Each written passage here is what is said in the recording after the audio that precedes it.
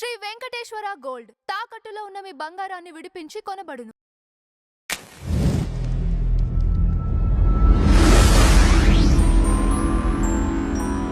Madam నమస్తే. నమస్తే అండి. మేడం మేఘాలయ కేసు మీకు తెలిసిన విషయమే.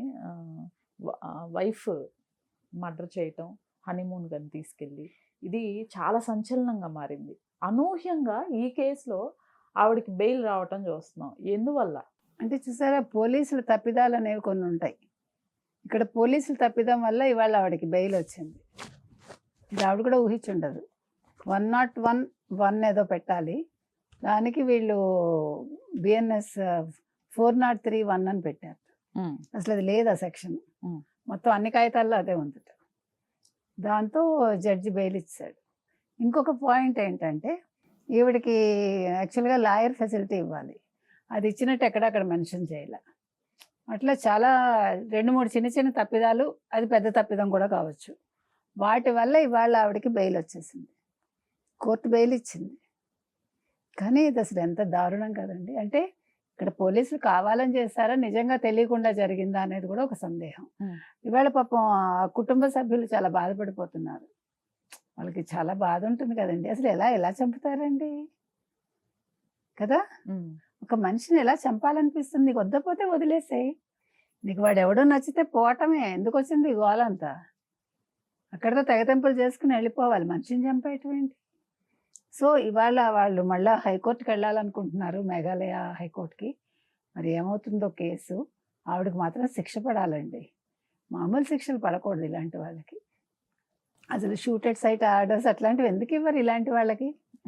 కేసు రుజువయ్యాక కూడా ఇంకా వీళ్ళకి ఇంత వెసులుబాటు ఇచ్చి, చాలా అన్యాయం కదా అది. మనం ఎన్ని కేసులో చూసాం అలాగా. అంటే ఎక్కడ ఉంది లోపం? అసలు న్యాయ వ్యవస్థ మీద నమ్మకం పోయేలాగా ఉన్నాయి ఇవన్నీ కూడా.